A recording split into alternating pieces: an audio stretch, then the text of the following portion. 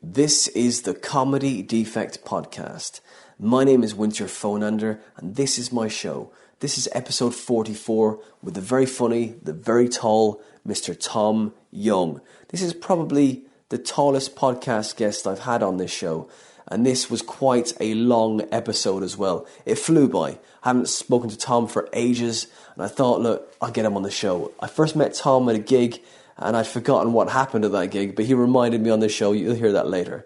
Tom is an improviser, and he also teaches improv as well. He takes his improv co-op around the country, just raising awareness about improv and trying to, equal the reputation for improv that stand-up actually has at the moment.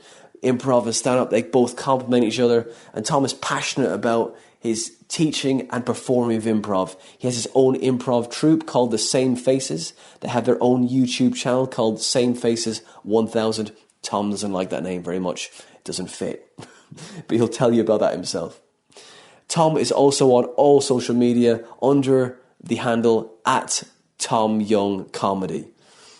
I really enjoy talking to Tom. I don't want to make this intro very long because it's quite a long episode anyway. You can follow us on Twitter @TheComedyDefect. You can follow me @WinterPhonander. Now, I'm also previewing my 1-hour show called Tolerance around the country, and the details for that are on my website, which is winterphonander.com.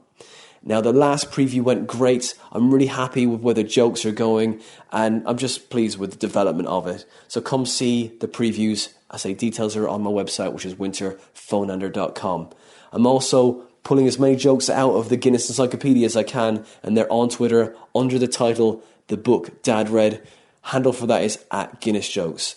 If you like this podcast and you want to support the podcast, you can find us on Patreon. Go to Patreon, type in The Comedy Defect Podcast, donate as little as $1 or as much as $5, $10, $15, whatever you feel this podcast is worth. But if you can't donate, just share your favorite episode, tell your friends about it, because it tells people where we are and what we're doing. I don't talk for too much longer because this is a great episode with the improviser, comedian, the tall talent, which is Tom Young.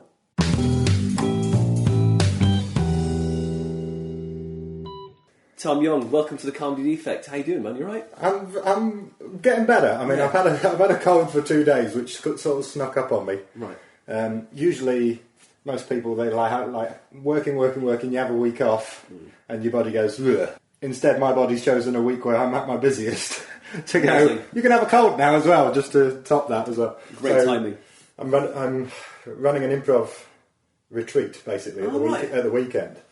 This is the 4th one we've done now, and I've been involved in running the previous 3, and I have every single time lost my voice.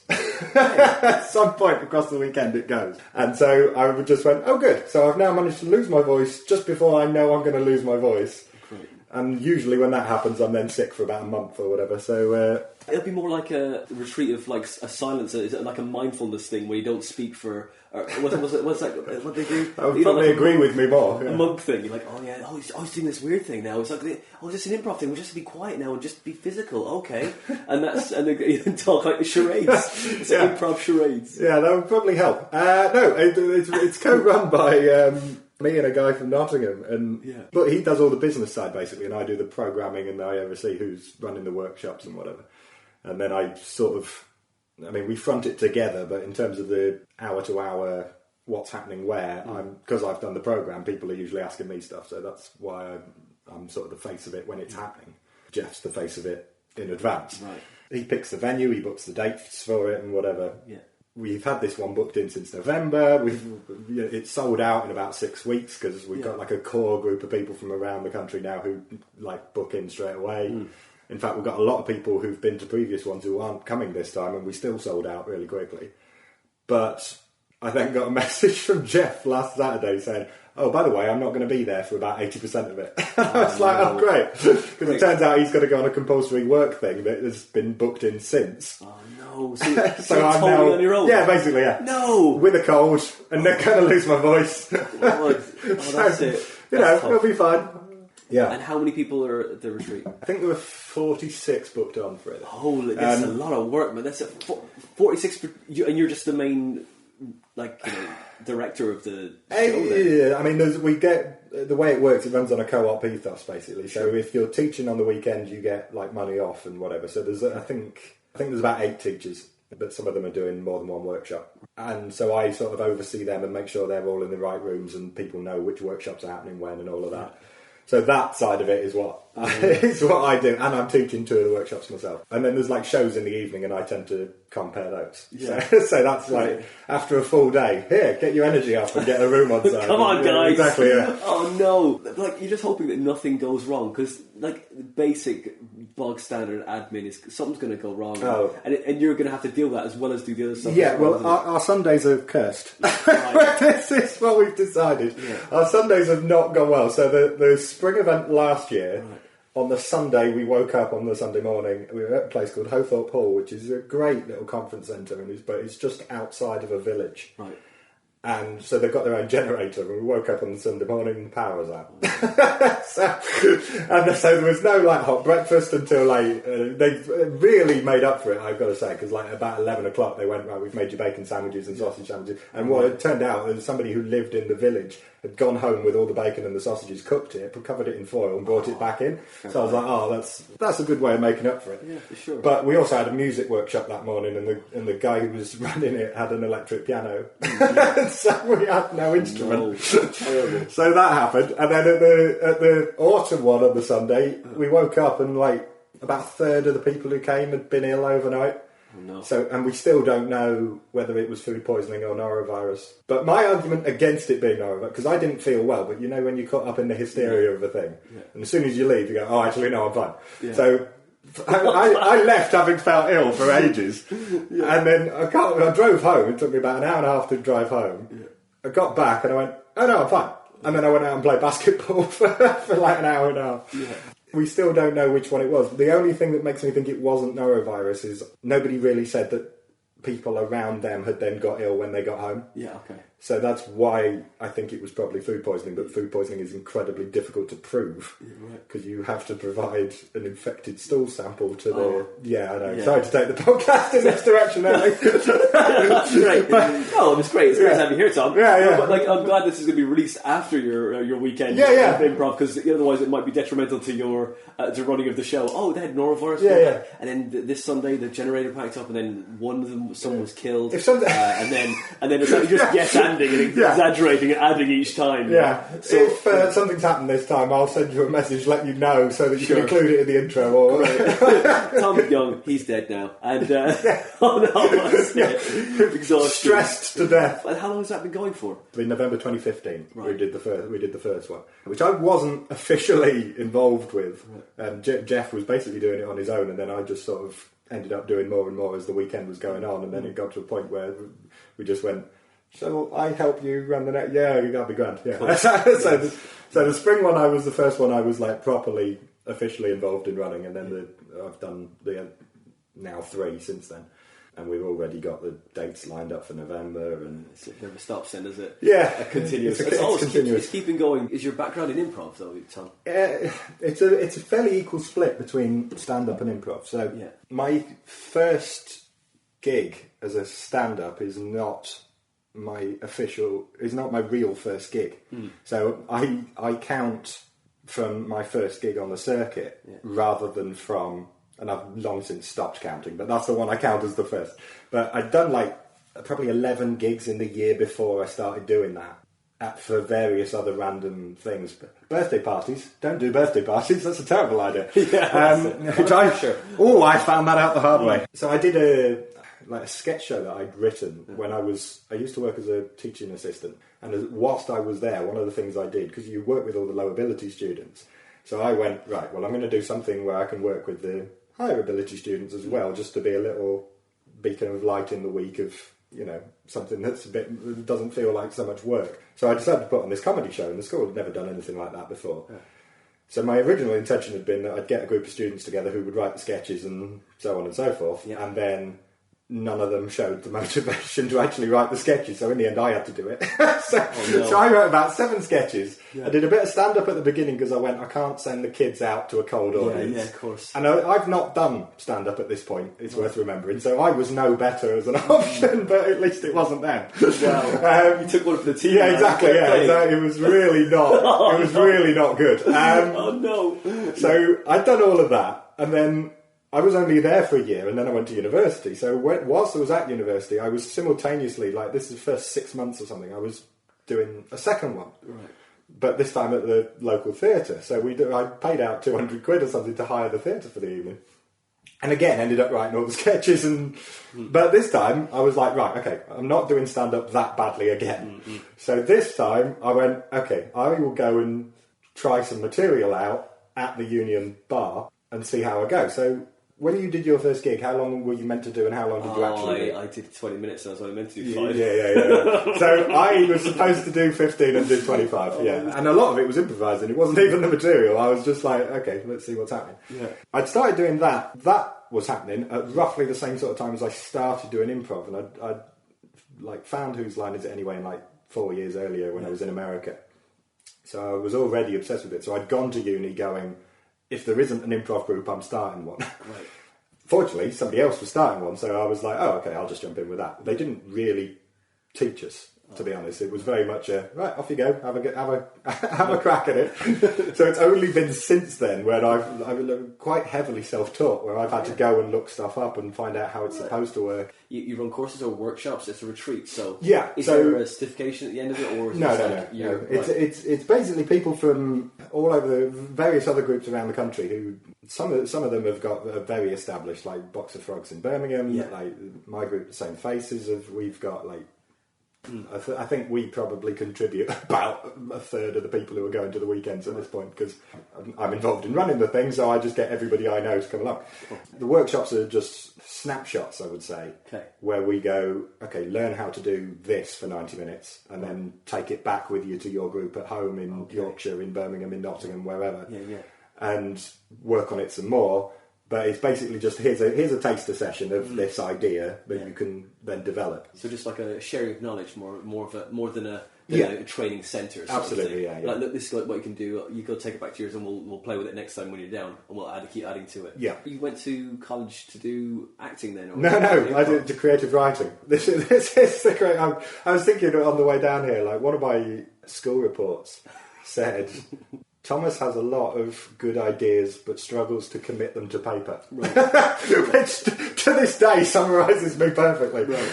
Locked in your head. They're all in here. Well, no, it's writing down takes so much time. And improv is so immediate. It's like I can play improv at a great speed because I can process really quickly. I've always had a very analytical brain. And so I can process ideas really quickly and then start them. But if I had to go to the effort of sitting down and writing it out, because I write a new hour of stand-up every year for the Leicester Comedy Festival, and the only reason I do that is to give myself a deadline where I have to write something. Otherwise, I'm not producing anything new at all. So. The impending dread, oh fuck, it's coming. And so how many hours have you done now?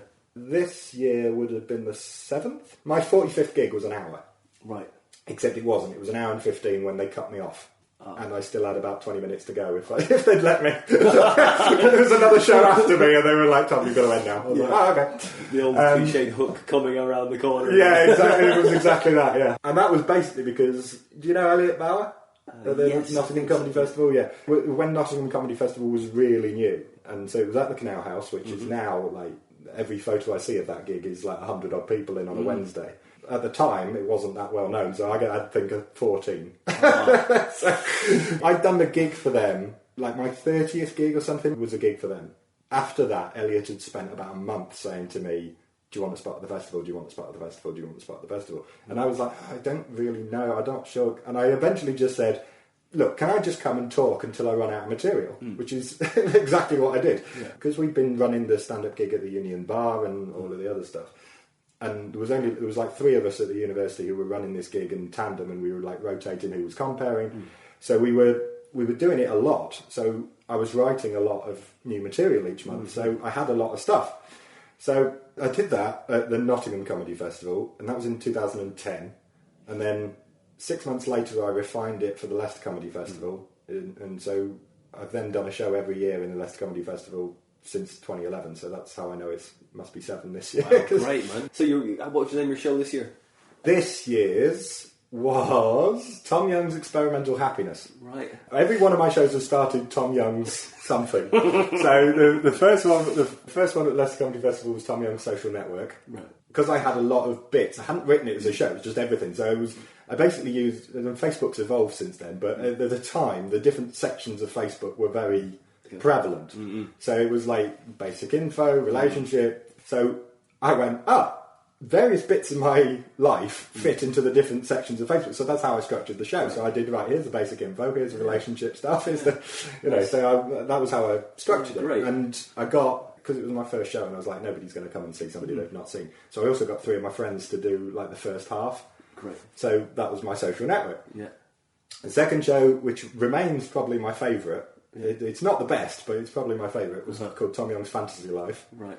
And that show was basically about, it was a mixture of stuff about superheroes. Yeah, there was a big chunk about Harry Potter in it. Yeah. And then like aspiration and things that I want to do, and there was a somewhat controversial routine in which I listed my top 10 fantasy women, right, which was funnier in context than it is when I just say that point blank. Yeah, yeah. The next year, I did a show called Tom Young's Unfashionable Thinking, which was about how, because I'm so tall, I never buy clothes. I can never walk into a shop and just buy something because it's not going to fit me. So virtually everything I own has been ordered from either like Marks and Spencer's Big and Tall section or like High and Mighty or something, and very little from High and Mighty because you have to be high and mighty. Right. And I'm a very thin man. So basically it was all about the fact that fashion is never the first thing in my mind. And so even like my musical taste, I never know what bands people like. I don't own any whole albums. I tend to have individual singles that I like that song. Best of all the way. Yeah. Do you feel judged though when you walk into like a music store, or you like, luckily you can do it all online now. Yeah. But you only go into like you used to go to HMV, go like, I like the best of whatever, like, album band it was, and they just huff. And my relationship with stand-up is the relationship most people have with music. Yeah. So there were like, literally last summer somebody said to me, that song got me through my ages 13 to 14 or whatever, and I went, interesting.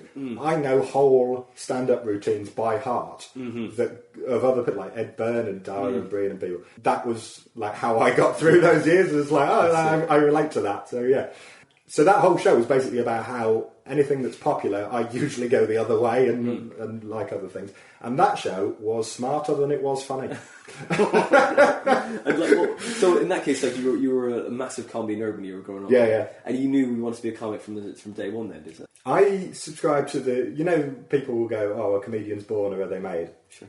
I think they are forged, but I think they're forged young. I think the best ones. You have to have something that makes you a bit of an outsider from an early age. So obviously I'm physically unusual. People ask you all the time, how tall are you? 6'7". 6'7", right. Yeah, which I think probably takes the record for your podcast so far. I think you've done. I think I was going to say you've done well. There's Rob Kemp, John Pearce, and me. I'm just getting there.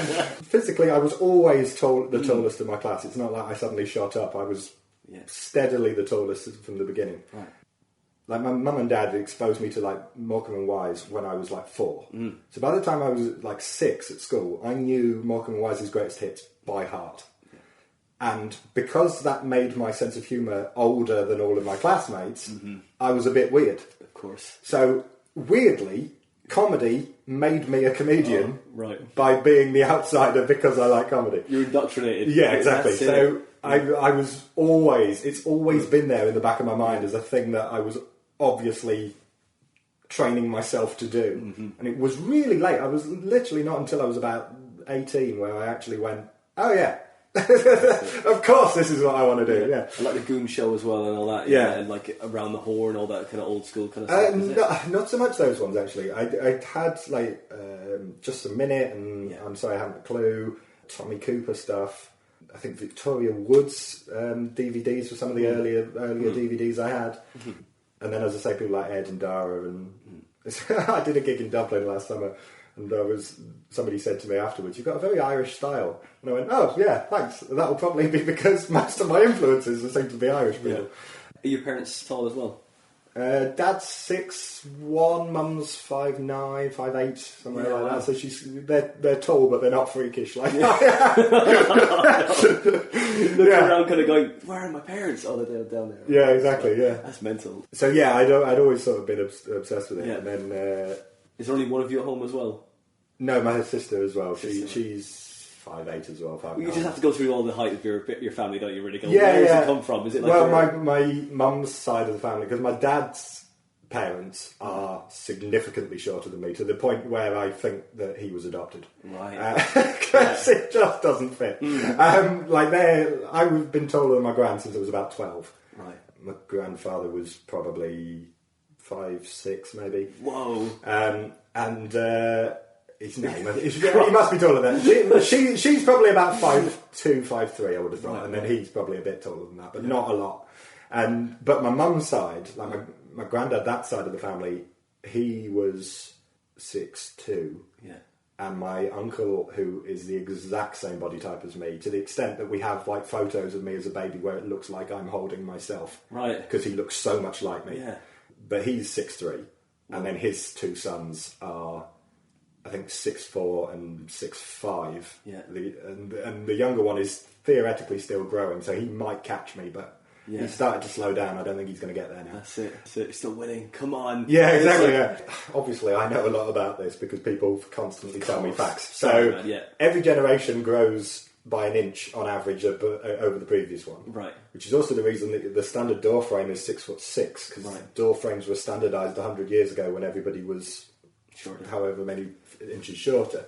So I'm now taller than the average door frame, which means I've got terrible posture because of constant ducking. I have a theory that's weird that some people have tried to disprove of to me, and there's always going to be exceptions to any rule. I think if you've got 2 siblings of the same gender, the younger one will always be taller. Right. So it's a weird thing I've studied. It's a weird thing I've observed, but The packaging isn't quite as good anymore. I'm not quite sure what that's about, but for some reason I think that's a thing. Paul Sinner, who obviously used to be a doctor, this was only like 2012. He told me I was medically classed as a giant. Because you have to be 2 metres tall, and at 6'7", I'm 2 metres and 2 centimetres. Okay. So I'm low end giant, but giant nonetheless. Yeah, of course. I've been telling people ever since. In your business cards and everything, like, you know. Hi, my name's Tom Young, giant. Occupation, giant. So you went to college to do creative writing. Yeah. All of this started once I was at university, basically. Okay, right. I'd done like the odd like talent show or whatever at school.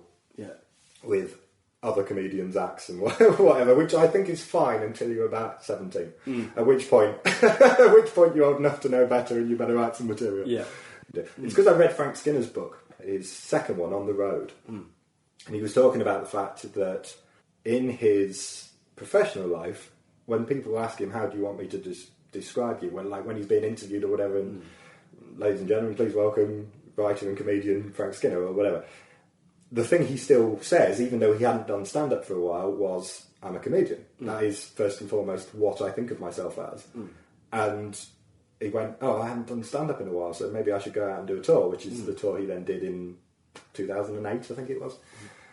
And I went, yeah, I suppose in the back of my mind, I think of myself as wanting to be a comedian. I better start doing stand-up. So that was what kicked it on. So I'd done all of those rubbish gigs through the year, and then a friend of mine who was also in the university group, he went and done a gig in Northampton for Donna and Neil Bond, as they now are. They weren't actually married at the point. And I went to watch him, and then afterwards said to them, can I come and do a gig? And that gig was We Are Most Amused. Oh, yeah. Which I now run. Right. They had another gig in rugby, which is my actual first gig. So they booked me in for 2. So they booked me for the one in rugby, which they no longer run, and quite rightly so. Why so? Well, I'll get to that. Right. And then 2 weeks after that, I was to do the Victoria Inn. So I went and did the gig in rugby. It was like a proper like old blokes pub, but it was a long room. And you were basically on a little raised bit, which wasn't a stage. It was, the crate. No, it wasn't even that. I mean, literally, you went up some steps, and then there was some sofas and some more tables, and it was just the highest point in the pub. and you had the full view down the length of the bar. But obviously the bar is open, so people are getting drinks. And there was another, it's like an L-shaped room as well. So then there was another load of people off to the side who were playing pool or whatever. Perfect. Who had no interest in the comedy. The people who were at the gig were more amused by the swearing than they were the ideas, let's say that. So again, supposed to do 10 minutes, did 15. Pretty much bombed for the whole thing. But also had to follow Lee Grant. Now, I don't know if you ever met Lee Grant, because I think you probably started after he stopped. Like a solid opening act for that gig, certainly. And he used to do a lot for like Hilarious in Birmingham, and he just had enough. And he stopped when I was about 3 years in. But I had to follow him. Like one of his songs was about getting a colonoscopy. And and that had stormed it, and I was like, ooh, they're not going to like me. And I was right. So that was fairly horrendous. Were you full of joy when you first started? Like, hi guys. No. What was your shtick then? I can't really remember, to be honest. It was there was a fair amount of it where it was like, here's some ideasy material from a guy doing creative writing. Right. And I didn't have the performance skills to sell it and all of this. And then like Neil said to me afterwards, like, okay, some of that stuff's really strong, but you want to end with that and move it around. And I went, okay, I will.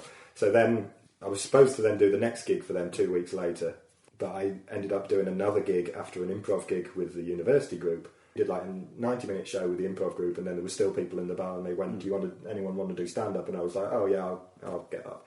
Yeah. So I then did pretty much the set I was going to do the following night, except slightly changed. And that went a lot better to the students having rearranged it. And then I went and did the other gig the following night. So I went from 15 minutes in rugby, I think I did 7.5 in Northampton. And I was like, okay, good. Right. And that went down really well. And the Victoria Inn was always a nicer... It was always a nicer room, which was why I eventually... Donna and Neil went, we don't want to run it anymore. And I said, well, that's too nice a gig to get rid of. I'll take it on. So that was like 2 years after that. And I'd compared it 3 or 4 times for them in between them. Those were my first 2 gigs, but Sarah Pascoe says everybody's first gig goes well, otherwise you wouldn't carry on. Mine didn't. Mine was horrendous. But what I'll tell you what, or maybe they're just so oblivious to the adrenaline. They might have thought it went amazing. As people come off and go, "Oh, I smashed it," and they're like, "No, you didn't. You're okay. Yeah, you did okay." What it actually was my mum had said to me, I don't think you'll be a comedian, I think you'll be a writer, because I think you'll have one bad gig and give up. And that was in the back of my brain going, I'm not letting her have that one. Damn right. So I was like, whether she intended to do that or not in order to get me to keep going, I don't know. But it certainly worked, because I was that determined to prove her wrong that I kept going. So it's her fault then that she's sent you on this path. Well, yeah. And she's not wild about it. If I ever show any interest in like getting a proper job, the pair of them get unbelievably excited about it. It doesn't happen very often, because there's not many proper jobs I'm actually qualified for at this point, because I've been doing stand-up and improv for so long. I'm a clown. Last few years what I've been doing, I've been clowning, I've been doing... Yeah, exactly, yeah. I'm just starting to take up some juggling now as well. I'm up to 3 now. I'm three balls. Yeah, that's somebody said to me years ago that stand-up is like gambling, and the further into debt you get, the more you have to keep going with it in order to get yourself out again. Parents, so they teachers or what are they? No. Dad, he's got a diploma in like printing, so he does. He works he's now back at the manufacturing side, so like certain magazines he used to print and brochures for like travel companies and stuff he does. And then Mum now works for a charity called Vassal, which basically does elderly people who are lonely and don't see somebody. They basically organise somebody to go around and visit them once a week and have a chat, take them to the shops, whatever. Sounds like an escort agency, doesn't it? Well, yeah. Literally, I never thought of it like that until you said that. But sure, Vassal, yeah, that's it. Yeah. So no, they've got like proper, like quite, certainly Mum has quite worthy jobs. Yeah, wow, that's great. Like my sister is, for a long time, been working as a youth outreach for the church, the national church body that we grew up in. She's been working for them. Yeah. I think she's changing to a different job soon. So I'm very much the black sheep. Absolutely. Like your sis, like, oh yeah, I helped some people this week. Well, I made people laugh. Okay. Yeah, exactly. Yeah. I'll tell you what. The last couple of weeks, because I haven't been doing a lot of stand up lately, because I've been doing so much improv stuff. I went and did the English Comedian of the Year. Oh, yeah. And I went and did it in Derby, and I knew in the back of my mind that was a mistake. Oh, no. Because I'd done that gig in Derby before and not gone down brilliantly. And I went and did it, and I'm no good with the time limit. If you put a time limit on me, I panic and I rush it, and I'm not as good as I am over a longer period of time. And so I was supposed to do 7 minutes, and I completed the material I was going to do in 5.5. And then went, right, what's left? And he was like, you still got like 1.5 minutes. I was like, right, okay, well, I'll do this bit of material. And they didn't go for it. Oh. And I literally left the stage with, well, that'll do me. And I was like, so that was already quite, I'd done okay. It wasn't terrible. I'm making it sound worse than it was, but I'd done okay. I knew 3 acts went through, and I knew there were 3 acts who'd done better than me. So I was like, I was watching it relatively relaxed. The way it worked was the audience could vote. They had to keep the scores out of 10 of how they thought everybody had done throughout the gig. And then at the end, they could vote 3 times, basically, for their top 3 acts. Yeah. And there was 10 acts in it, and I was the only one not to get a single vote. Oh, man. And I was in the room. I was watching it, and as I watched no hands go up, my reaction was literally, ha, that's about right. And I said that out loud, and it was actually probably the biggest laugh I got at the gig. No. So that, and then I didn't have another stand-up gig booked in for like 2 weeks. Shit. So I then had 2 weeks where like I was just feeling like a failure, where I was going, oh God, I'm not funny, I don't know why. And I'm like teaching my workshops going, I don't know why people are coming to me for workshops and all of this. Just crying clown in the corner. This is not working out for me, guys. I hope you can do it. Take my legacy. Yeah. Make something of it. Yeah, exactly, yeah. Then last week I was like the first gig I'd had since then. And then I had 2 gigs in 2 days. And I went and did one, well, they're both in Northampton actually, but one was mine and one was for somebody else. And the first one was for somebody else where all of the other acts really struggled. Like they were not the crowd was really difficult.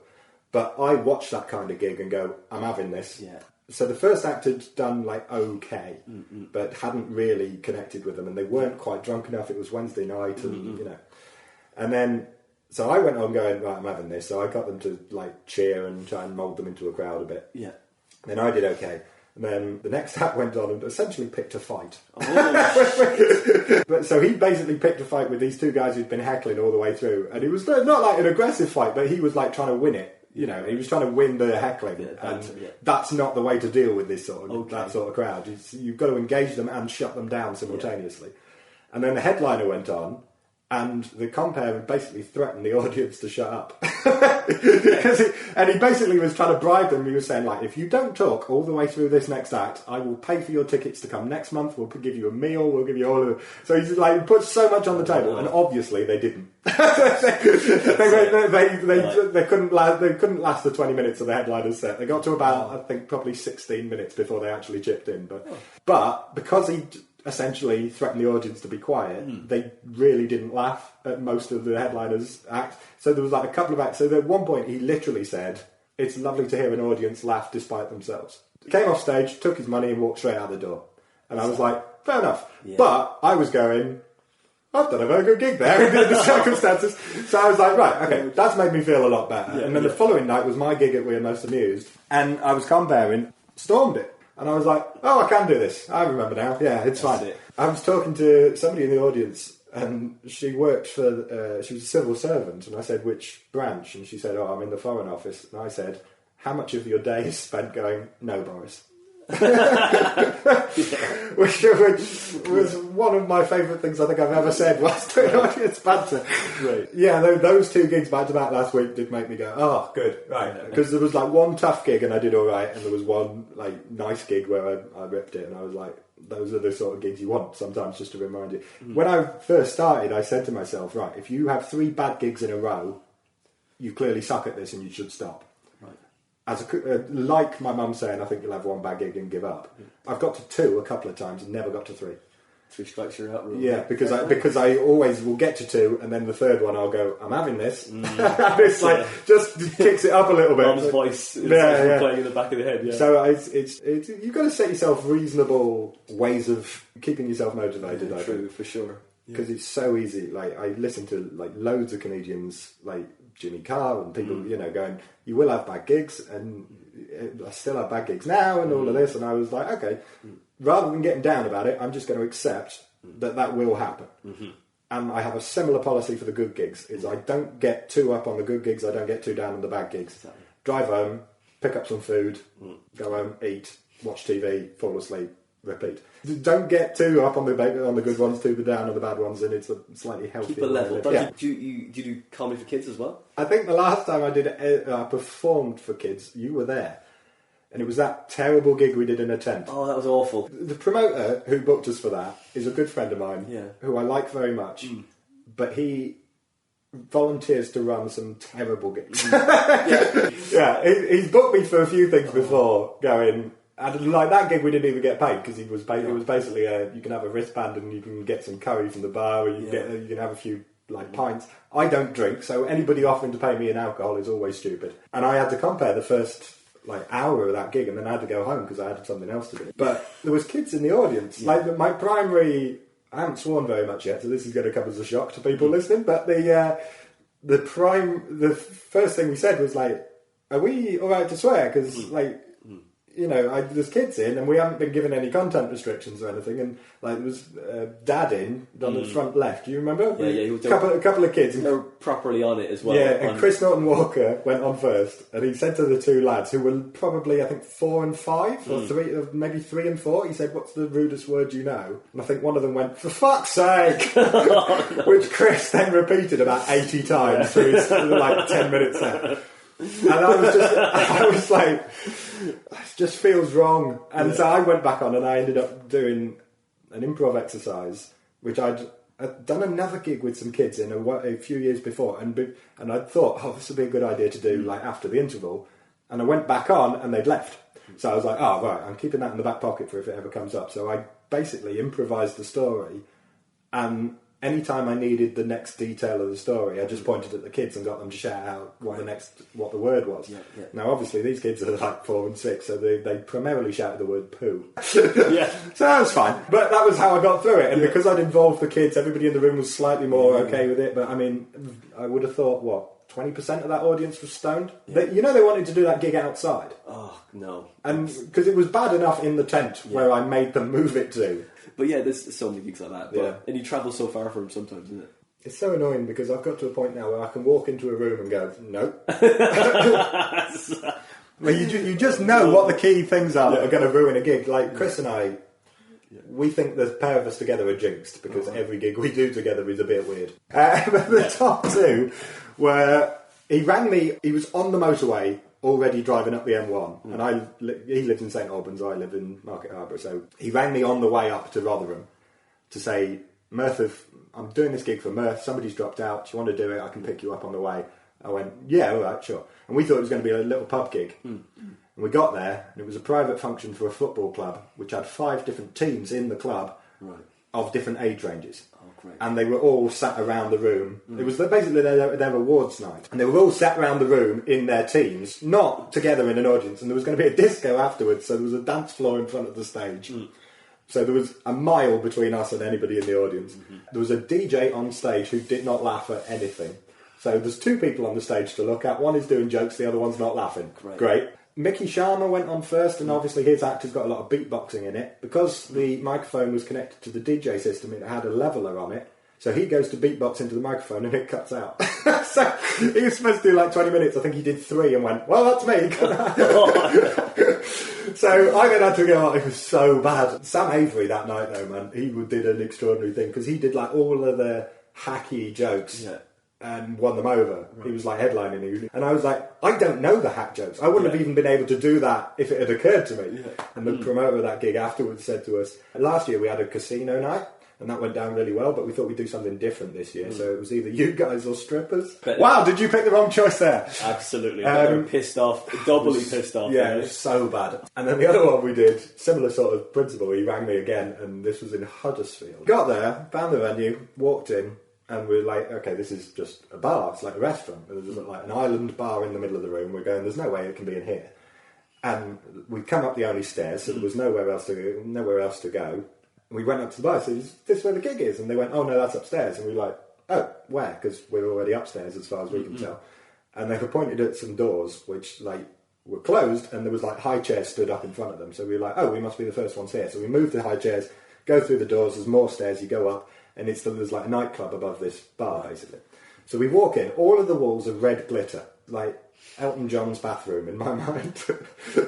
And there's already about 20 people in the room. So this is the only way into this room, and they put high chairs in front of it. So we go in, there's a DJ on the stage who's like setting up, and we're like, okay, what's going on with the DJ? And it turned out he was doing a set after us.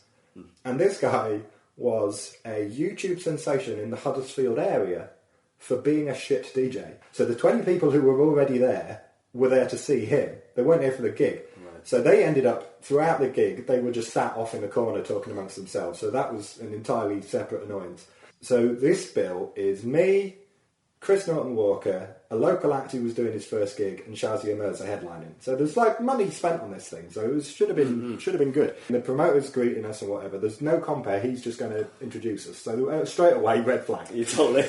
And he goes, "Oh, I've never really done comedy, but I'm sure it'll be fine." And I was like, "Oh, okay." And so I've got to open this thing. So I'm going, "Oh." And I'd said to Chris on the way up, I might just like riff and do audience banter and see what happens, because there's only been paid to like 20 quid for it. And I think Chris was paying me himself out of his money or some ridiculous thing. Yeah. The promoter goes on stage. He removes all of his clothes. No. Except for a pair of Bermuda beach shorts that he's got on underneath his clothes. Still hasn't said anything. Removes from a bag that he's brought on with him a diving mask and a snorkel when he hangs those on the mic stand. Still hasn't said anything. Gets out a giant inflatable beach ball and blows that up. Puts the stopper in it, pumps it into the crowd. Still hasn't said anything, and then goes, "Right, your first act's from London, and his name's Tom Young." And so I went on, and I went, "I don't usually start gigs like this, but what the fuck is going on?" So I've now gone, right, okay, my original plan for this gig to improvise has gone, because I am now going to have to define what this gig is. So if I improvise, everyone after me is going to have to. That's true. So I was like, right, I'm going to do material. So I did my 10 minutes. I was supposed to be doing 15 minutes. I did my 10-minute set, and that filled the time, because they were heckling so much. Or they're not like in a bad way, but they were just like trying to join in, and I was just beating them down. Yeah. So I got through my set, and it was fine. During which time Shazzy has arrived, and she's watched this. And then Chris goes on, and Chris does what Chris always does. He does 3 jokes and then yells at people. So he's had a really lovely, a decent gig, because I've sort of, I've made it bearable for him. You've taken one for the team, man. And then the break happens. Now, during this time, the promoter, who it turned out had been drinking since about 4 o'clock that afternoon, which is partially why he thought the whole beach shorts thing was a good idea. Still don't know why he thought that was worth doing. He comes over, and Shazi is now worried, because she's going, "Oh, I can't really do audience banter, and they seem like a really energetic crowd. I just do, like thinky jokes and blah blah blah." And I went, "Look, I did material. You'll be fine. Ignore what Chris did. That's just what Chris always does." I was like, as long as you just slap them back down, they'll be okay. And the promoter, who, as I say, is 3 sheets to the wind, he just leans over to Shazia and goes, "Don't worry about it, love. At the end of the day, they've all been to a takeaway." Wow. And me and Chris and Shazia fell about laughing, because we went, "Well, it can't get any worse now." And racism. Yeah, on the bright side, this will be a story forever. And so at the end of it, me and Chris were like leaving during the interval. So I think I spoke to Shazia on Facebook a couple of days after and said, "How did it go?" And she went, "Yeah, it's fine." Chris and I were leaving because we had a long drive back down to Leicestershire and St Albans. So we left during the interval, and then Chris got that really awkward thing where we're stood next to each other, and one person came over to tell Chris how well he did and ignored me completely. So I was going, "Yeah, that's about right, yeah." So it was just so bad, where you were just like, this is actually funny how bad this gig is now. But even then, I was like, I didn't die on my arse. The performance was bearable. It was just the mechanics of the gig were wrong. It's all set up wrong. I mean, this is partially like, because I took myself off the circuit. Yeah. I mean, not long, probably at the gig we met. Right. Because we met at Evesham, right? That's right. Gig, yeah. That's right. And you'll remember, like, what happened at the end of that gig? No. I slated another act on stage who wasn't there. No. Because they asked me to promote what's coming up. It was somebody who I didn't get on with. Oh, no. And so because I thought it was funny, went, "He's very funny, bit of a prick in real life." And that got the biggest laugh of the night. So I just it got the biggest laugh. So obviously I then went on with it, but because I'd done it so memorably, they of course then went to see that person's show, and told him. So about 2 months later, I got a Facebook message going, heard you called me a prick in front of a load of people. And I went, oh, yeah, sorry, I did. But it wasn't very professional. We got a big laugh and, It's a joke! And he sent me back, well, just so you know, my show sold out, so clearly they think that what I do as comedy is better than what you do. And I was like, do you not think your show sold out because of what I did? I was like, in one way, I was like, yeah, fair enough. I've done a not particularly professional thing there, and I do feel bad about it, even now. But on the other hand, you have just proved my point in terms of how you've reacted. Exactly. So it was, but that was the point at which I went, I don't really like what this circuit is doing to me anymore. And at that point, I was about 5 years in, probably. And I'd been doing it like a lot, and I got a bit of momentum. I'd done 4 shows probably by that point. And I was just like, I need to stop doing this for a while. So I had that thought, and then I had like another 2 gigs booked in, and I think I did those. And then it happened to be the same point at which the credit crunch hit the comedy circuit. And obviously everybody got pushed down a level. So like all the acts who were just about to sort of do Mock the Week and were like headliners at Jongleurs and whatever, they suddenly needed to get work from like people like Spiky Mike, and they had to come down and do those gigs. And people who were just getting paid, like me, got pushed back down to the open mic level. And I just went, I'm out. I've run out of money. I can't afford to keep doing this. So that was when I went and set up the Same Faces and started doing all the improv stuff, because I was like, well, if I can get money from that, then that will be where I have money in order to justify going to do gigs. So unfortunately, the admin time that goes into doing all the improv stuff is the admin time that used to go into getting gigs. But the side effect has been that I went, okay, I need to stop being in this slightly toxic competitive environment where all of your friends in stand-up you are still competing against. And that's why there is a joke on the circuit of who books that. Because every gig somebody takes a photo of a nice room, somebody will go, who books that? And it's because you want to go and do that gig. It's as simple as that. There's no hidden meaning behind it. I just was like, I don't think that's a healthy way of doing it, and I've been doing this for a while now, and I can't afford to keep gigging, so I'll go and do stuff that I run, and then I don't have to worry about trying to be competitive with my friends, because it's also the reason I'm shit at competitions, because I don't like beating my friends at things. So an improv's just a bit of a nicer environment, because everybody's got to work together to make a thing. And so the gigs I primarily do now are the ones I run, like We're Most Amused, and the Same Faces stuff. Those are the main performance outlets I have, and then obviously the workshops improv workshops is slightly unusual for comedy, because you can actually get better without an audience being there. So I've been doing that for just past 4 years now. So the combination of those things has meant that I'm now theoretically happier. Having said that, my show this year was called Experimental Happiness. It also means that the stand-up that I do is I enjoy it more because it's stuff that I run, so I don't have to worry about the hassle of getting gigs from people, or people not liking me, or people not wanting to book me because I'm not well known enough or whatever. So I've actually, in this 4 years where I haven't been gigging very much, I've got so much better because I've been doing stuff regularly, and my performance skills have improved by doing more improv. I wasn't a huge fan of the show I did this year. Can't remember now. I think I had 18 people in the audience, and some of whom had seen bits of it already. And it really needed momentum as a show, because it was quite dark. It was quite bleak in places, to be honest. Right, okay. It needed the momentum in order to carry it through the darker bits in order to keep it going. Yeah. And because people had seen bits of it already, they didn't laugh so much at the bits they'd seen, and that lowered the momentum. Of course. But my sister said to me afterwards, and she's come to all bar my first show, and she said, "Oh, that's the funniest one you've done." And I was like, "Oh, all right, good." But I still the one I did the year before was probably better. It was certainly a better experience to perform it. Was it a storytelling truth show about yourself and how you think, or what was it? So I'll go back to summarising the previous shows, so you've got some sense of where my head was at as the process went along. So the third one was Unfashionable Thinking. The fourth one was Tom Young's Got Issues. Yeah. And so that was basically about how, I must have been 25, I would imagine, at that point.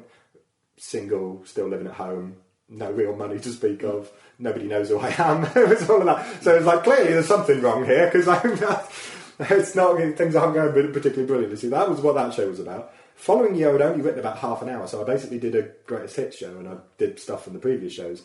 And that show didn't go very well, because a lot of it was on a PowerPoint, and my laptop wouldn't talk to the projector.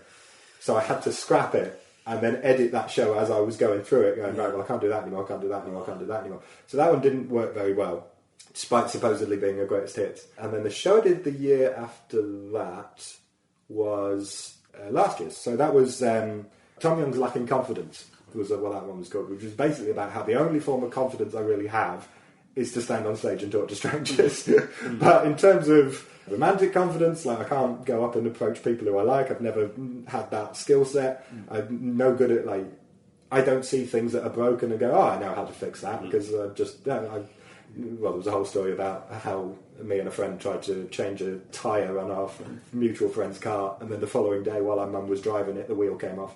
Yeah, exactly, yeah.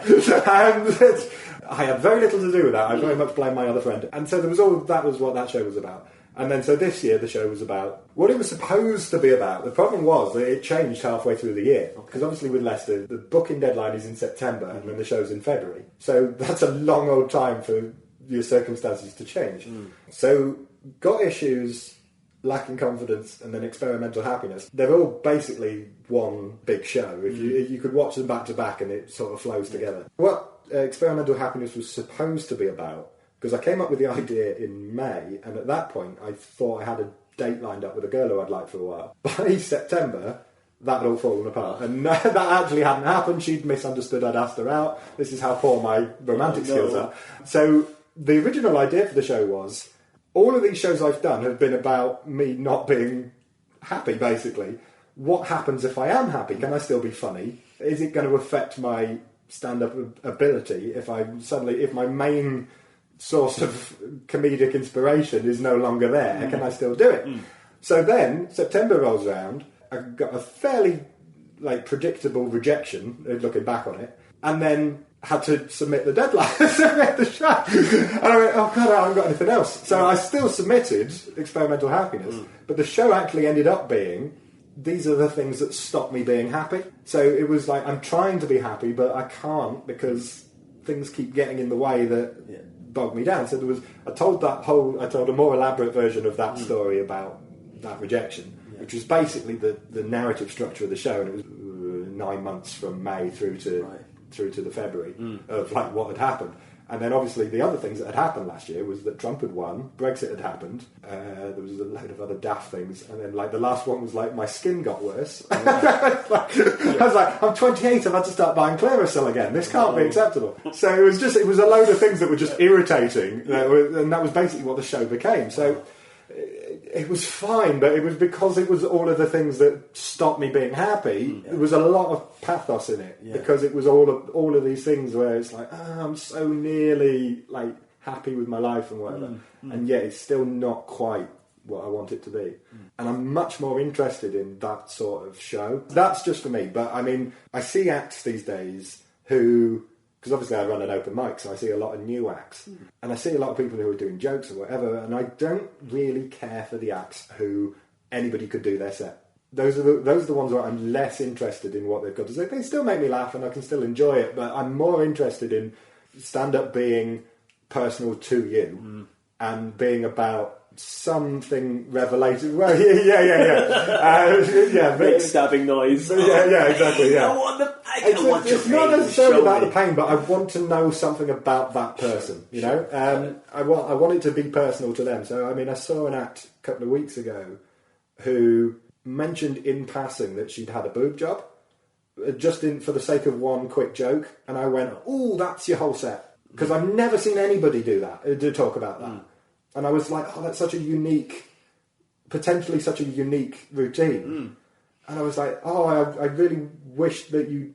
Oh, there's so much more to... Yeah, exactly. No pun intended to play with. Yeah. But I was just like, oh, that's potentially so interesting, because you can talk about why you wanted to have it, the process of having it, like going to choose what size you want and finding a doctor to do it, and all of these things, there's got to be comedy in that. That's it. And it would be so unique. There's a horrible idea that men don't want to hear about female comedians, and I think that's such bullshit. I mean, at the minute, Aisling B's one of my favourites, and I've got a lot of time for anything that she does on TV. I will watch it. But what better way to get men to pay attention to you than to talk about a boob job? I was like, but at the same time, I felt I can't really.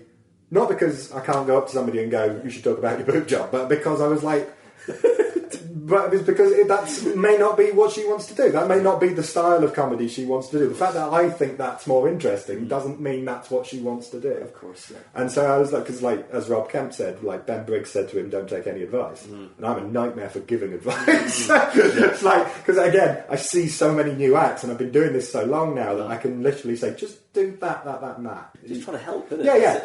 And that's especially when I see somebody who are like, "Oh, you've got it. You're new." Yeah, you know, exactly. It's like, I can see where you're going to be. And obviously, because I now teach improv, and that is my primary source of income, and I teach it to all ages. Like I teach at a school in Leicester, so I run the drama club there.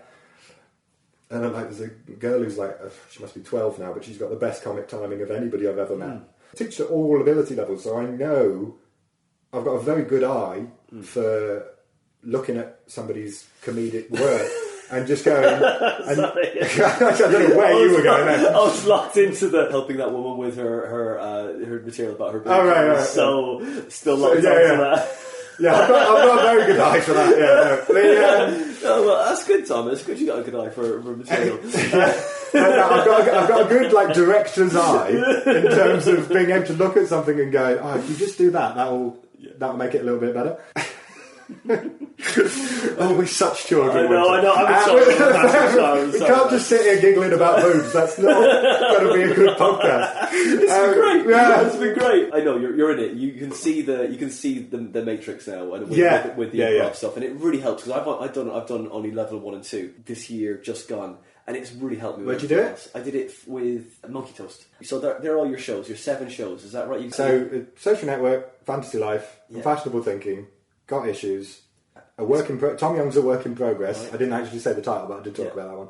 That was the greatest hits one that fell apart. Yeah. The Lacking Confidence, and then Experimental Happiness. And they're very much like the, in my mind, they're very much like the Star Trek movies in that the odd-numbered ones are the ones that don't work. It's always even. So literally this year, leading up to it, I was like, oh God, it's an odd-numbered year. I don't think it's going to go very well. And I don't know whether that thought put it in my head. That's it. Self-fulfilling prophecy. Yeah, exactly. And then now I've just got to a point where I go, it's not going to go very well. No, are you doing the Fringe this year as well? Do you just do this is the thing. I've done 7 hours, right? And I very much do the process backwards because I will test it once. Usually at We're Most Amused, I'll test the material once, and then I do it at the festival, and then I spend the rest of the year workshopping it. So at every gig I do after that, I do the bits that have worked and make them sharper and whatever. Yeah. I've got probably, if you actually totaled it up, I've probably got 3.5 hours of material that works. But I've never done the Fringe. And the reason is I haven't got any money. I can't afford to go up to Edinburgh for a month. I'd love to, but it would require a promoter or an agent or somebody going, we think your show's good, we should take it. It would take that happening, or if someone got funding or something. Are you actively seeking an agent? Well, I'm not, because I'm not gigging often enough to justify it, but similarly, I would love to have an agent because it would make life so much easier, especially with all of the admin stuff that I do for the improv stuff. If somebody else could do the admin for stand-up, then I'd be delighted. I mean, I've got so much material that when I eventually do go to Edinburgh, I'll be able to just go, okay, what's the best bits? Let's find that. Yeah, exactly. So in theory, I've got a strong show waiting to happen. Yeah. It's just a matter of being able to do it. I keep meaning to go and do all the other fringes around the country and go and do Brighton and Buxton and all the other smaller ones, because really I just do Leicester every year, as I say, for the sake of the deadline, in order to force me to do it. But as you said, you're doing it for you, aren't you? Yeah. You removed yourself from the circuit, and then it's like, right, look, I'm doing this for me. I need to get back to what I love about it, rather than that bitterness, that angry person coming out and saying, "Oh, I don't want to be that person. I want to be the happy person that I am." Yeah, I want to do it because I like it, not because, or I want to enjoy doing it rather than feeling like I'm constantly competing against people who I think are, good. Mm-hmm.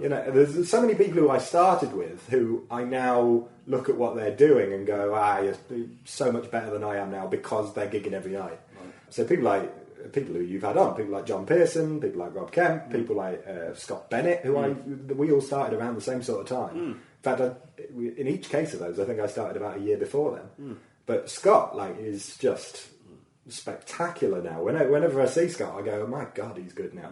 And John is great, and Rob, I mean, I was listening to his podcast and he was with you and he was being incredibly humble about Elvis Dead. But my God, I was at the second show.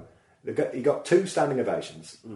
one of which lasted a full minute. I haven't seen The Evil Dead 2, and I still thought it was the funniest thing I've ever seen. I said to him afterwards, like, there's been 2 times in my comedy career where I've watched another act and gone, I could never do that. And one was Kitson, and the other was Elvis Dead. And I was like, he's just brilliant. And I said to him years ago, because I used to do a gig at the Y Theatre in Leicester, which is called Emergency, which was technically an arts night, but because I was comparing it, more and more comedians used to go and do it. You got audience feedback at the end, which for arts was fine, but for comedy... And I used to like run interference because I would compare the feedback as well, and I would just go, okay, well, I'll give you more useful advice than what they're saying. And I said to... Rob came and did it, and I said, this was like... Rob was maybe 18 months in at that point, and I said, I can't wait to see you do an hour, because at the minute... what happens is you do a 10-minute set, and for the first 7 minutes the audience is not on board because it's so weird, they haven't adjusted, and then the last 3 minutes you absolutely storm because now they've got it. And I was like, when you do an hour, if that theory carries out and you the first 7 minutes they're lost and then you've got them for 53 minutes, whoa, it's going to be amazing. And Rob said to me, can I put that on a poster? And I said, well, you can, but you need to bear in mind nobody outside this room knows who the fuck I am. He then did Hubris. Do go and listen to Rob's podcast but while I'm talking about this, because it won't make any sense otherwise. But he then did his Hubris show, and I was one of the people who afterwards was saying to him, like, that was really good, mate, that's going to do well. And he was going, oh, I'm not sure, it was, you know...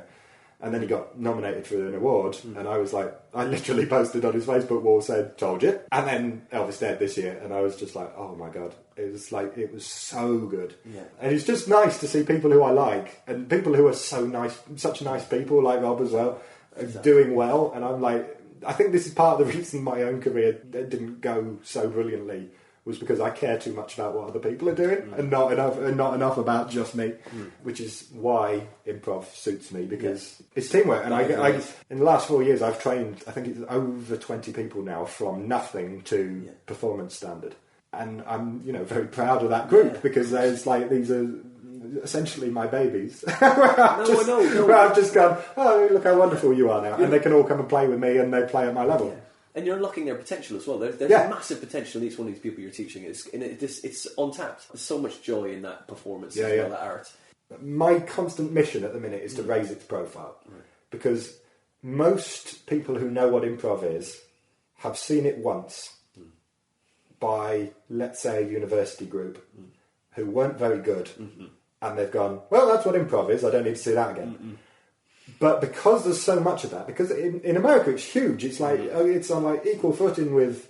I would have thought it'd probably go stand-up improv sketch in America, because all are like the people who end up on Saturday Night Live. The biggest comedy stars in America started doing improv, whereas here there's no. Until very recently, there hasn't been any training centres for it. So the Bristol Improv Theatre is just recently opened, so that's going to be one base. I literally saw today the Nursery in London are opening a theatre in the next 12 months. They've signed a contract. They're going to be opening a theatre. They've been a training centre in London for ages. My long-term goals is to have a version in Leicester.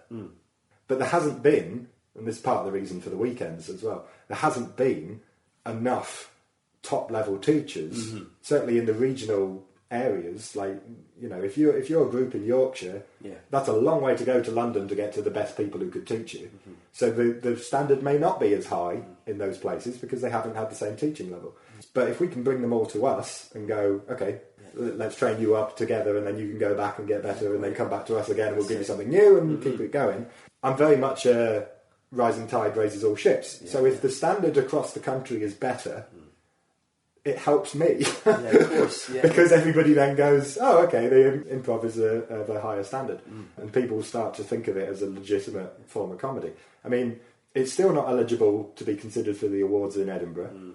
Until this year, it hadn't been, for about 5 years, it hadn't been considered for the Leicester Comedy Festival. And it's been me complaining for 5 years, going, are you going to consider improv this year? And they go, no.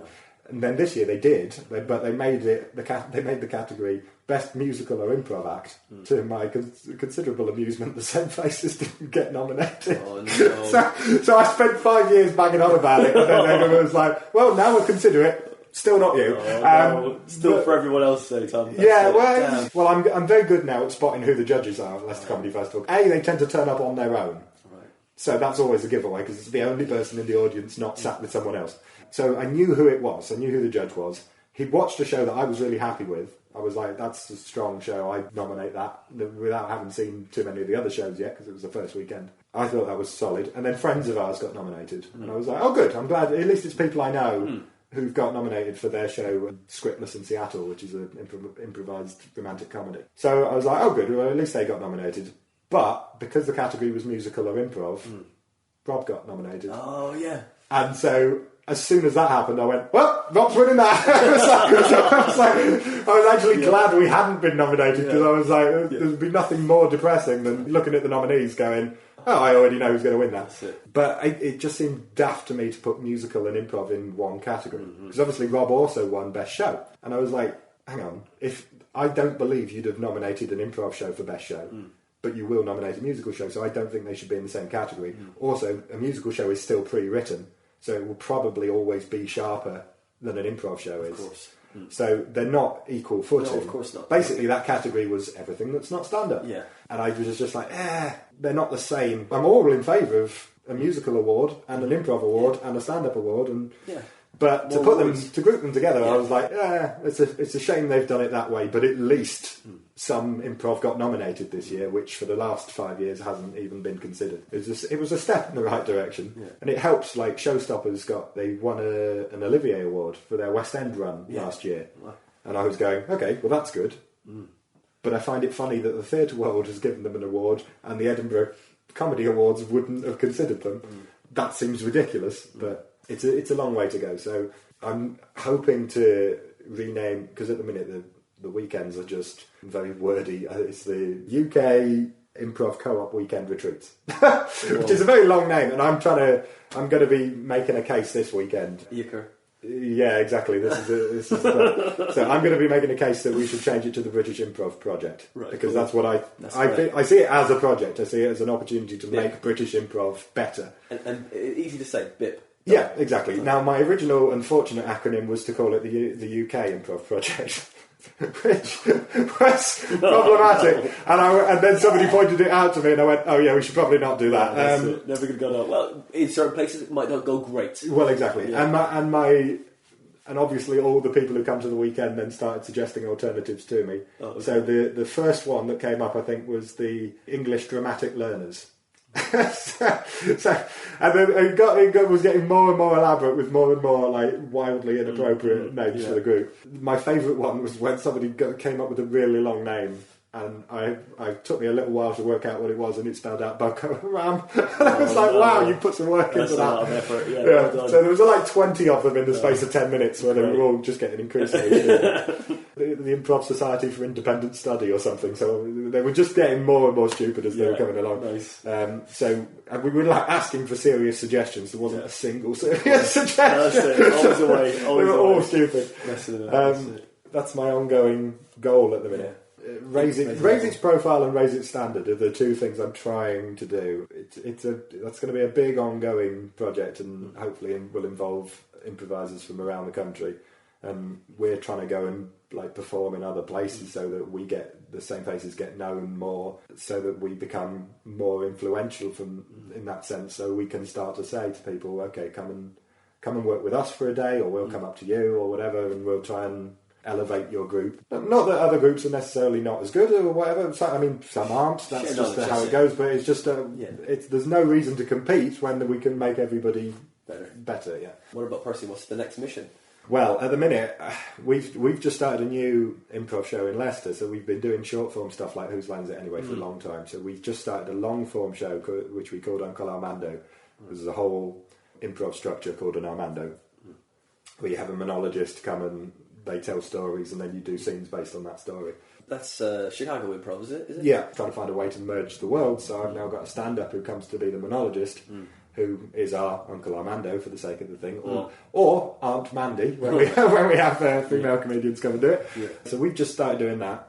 So that's the most recent thing, and we're still on a trial period with the theatre at the minute for that. So hopefully the first one did really well, and then the second one was the first week of the Easter holiday, so a load of people were away, so that affected our audience numbers. But hopefully the next two, because the next one we got Rob, and then Diane Spencer for the one in June. So hopefully those will pick up, and then the theatre goes dark for 2 months, and then if we've had enough audience in, we'll have a 10-month contract with the theatre from September onwards, so we'll do one a month. Advantage of that is that the theatre have also said to me, or I said to them, what are you doing for the comedy festival? Because it's just new proprietors have taken it on. So I said, what are you doing for the festival? And they said, oh, well, we're just starting to think about that. And I said, can I pitch you some stuff? And they said, yeah, send us some proposals. I said, well, here's like 8 shows I could do. And they went, yeah, just send us whatever. And so hopefully there will be a load of things I can potentially do in that space next year. So there's been some ideas I've been sat on for a while. So I'm tempted to do a show that's a stand-up musical about musicals. Imaginatively entitled Tom Young's Musical. So I've had that in my head for a while, but I've never had the venue to do it in. So basically, like, talk about my relationship with why I like musicals, and like tell the story of how musicals have evolved over the last 40 years, and then get a cast in to come and sing, like, using existing songs, but rewrite the lyrics. Though I'm a bit nervous that some people will go, oh, you're just doing that because Rob did Elvis Dead, and I'm a bit nervous about it being a bit too similar. But I've had that idea for ages and just haven't had the venue to do it. So this might be the year where that happens. But it'll be very different because, like, Rob's show was, I don't want to spoil it, but you know, it was a musical. There wasn't really any spoken bits, whereas mine would have stand up as like sort of chapter heading. Then I'll get a cast in to sing the various songs, and so I've got various ideas of what I want to do with that. I'm now a bit nervous that I haven't actually got long enough to do it properly, because it's already April. It's already April, and there's a lot of work I'd have to do on it, and then get a cast and rehearse it. And so maybe the year after that with that one. I did a panel show with Rob and John and Karen Bailey and Stella Graham last year, which I didn't do this year because only 10 people came to see it, and I went, there was a lot of work for not enough people. But the theatre's got their own mailing list, so maybe they'd help get an audience in. So I might do that again next year. If I don't do musical, I'll find something else to do a stand-up show about. There'll be the usual load of improv stuff. We run Improv Smackdown as well now, so we get people from all over the country to come and compete to be Smackdown champion. So all of that's going on, and then got the Same Faces AGM coming up probably in about 2 weeks' time, and I've just written the agenda for what stuff I want to talk about, which is basically the meeting where I sit everybody down and go, okay, this is what I'm going to do and you're all going to do because I say we're doing it. But the problem is, when it started, when the Same Faces started, I said to the 2 lads I started it with, I'll do everything, you just have to turn up and play. And that was fine when it was 1 gig and 1 workshop. But we're now at 3 regular gigs, 4 weekly workshops, because I'm now doing 2 beginners classes as well, and the kids stuff, so 5. And so I'm doing all of that. We've run 3 regular gigs. We do random one-off gigs like in London, or we're going to go down to Bristol hopefully at some point, or all sorts of other stuff. So all of that's happening. So I now need to put a team in place, so it's not just me, because it's now ridiculous. Exactly. It's now grown to a point where I can't do it on my own anymore. So I'm going to do all of that. Going to hopefully get some of them to step up and say, okay, well, I'll do publicity, or I'll do the money, or I'll do booking for one-off gigs or whatever. And then the other thing I'm interested in doing is doing some shows on YouTube. So doing like a magazine show where we, talk about film or whatever. My mate's, one of the groupies, got an empty garage. I reckon between our combined skill set of the 20-odd people involved with the group, I reckon we can probably turn into a studio. That will hopefully... I mean, this is very much my idea at the minute, and we haven't really fleshed it out. But, so, like, magazine show, and we'll talk about film, we'll do some improv stuff in it, and maybe do a section in it where we, like, doing a miniature workshop as part of the show, so people watching it can learn stuff without having to come to us.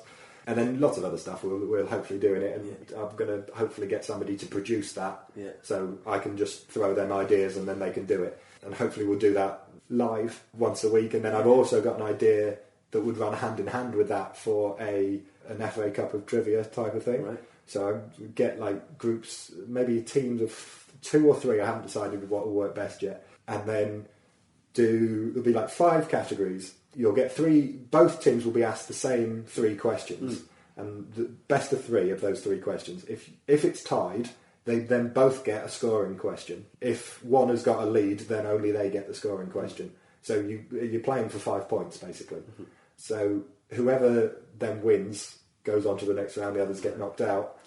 Or potentially you end up in a sudden death scenario. So you'd have to keep, if it's tied, you'd have to keep going. Yeah, I want to try and make that work, and then we can do it like the FA Cup. So as part of the magazine show, we'd be able to do the cup draw, get a bag full of balls and draw it out, and so potentially get some mix of comedians, some other improv groups to come and play. Have fun. Yeah, and it's just the other advantage of it is hopefully those other groups would then share it online, and then more people find out about the YouTube channel, and always thinking. Yeah, so it's just a matter of how can you spread knowledge of it, and we know so many other groups now that we've become friends with. Hopefully, people will come and take part in it. So that's my short-term goals. That's quite a lot, man. That's a fair lot of time. I'm always coming up with a new idea. That's great. It's very dangerous because I've got ideas. I've got more ideas than money. Let's say that. So where can we find you? Well, all over the place. So on Facebook, I have a page for myself that I don't update very often, but my handle for most social media is all the same. It's at Tom Young Comedy. It's my Twitter, my Facebook page, I think my YouTube, my Instagram, all of that's all together on that. And then the same faces are at the same faces for Facebook, Twitter and Instagram, and then YouTube. I don't think I did it. I think one of the rest of the group set that up. So our handle on that is same faces 1000 with the numbers, which really irritates me still 4 years later, because I'm like, it doesn't match. So I'm trying now to get to a point where we've got 100 subscribers, at which point you can choose your own URL. Oh, great. So I'm trying. It's like 73 or something, so it's irritatingly close. But the YouTube is worth checking out. We put clips from all our shows on there, so there's if you watched it all, it takes about 5 days now. There's a lot of videos on there. The Uncle Armando show Jack Campbell came and did last month. The whole of that show's online, and it was really funny. You can watch that. We had Chris Norton Walker do it when we did a beta test during the comedy festival. Chris was Chris, so that's a very funny show as well. Just had Karen Bailey. We lost the first half of that show because my camera battery died, but hopefully we'll get some of that up soon. The other thing we're trying to do is just get more diversity in the group, because I'm trying to make sure it's not all white males. We're finally getting more women in, and now it's a matter of trying to get less white people in.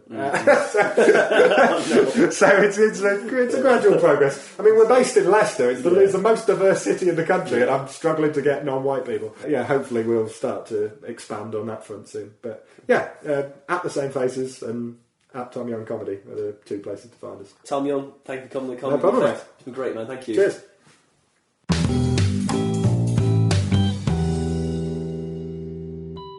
And that was episode 44 with a very tall, talented, and just a lovely guy, Tom Young. Go find him on social media. The handle for that is at Tom Young Comedy. He's also got an improv troupe YouTube channel, which the title for that is Same Faces 1000. If you want to learn about improv, his handle again is at Tom Young Comedy. If you want to follow this podcast on Twitter, we're there at The Comedy Defect. If you want to follow me, it's at Winter Phonander. Now I've got previews for my upcoming first hour show, which I'm writing at the moment, and the details of that are on my website, which is winterphonander.com.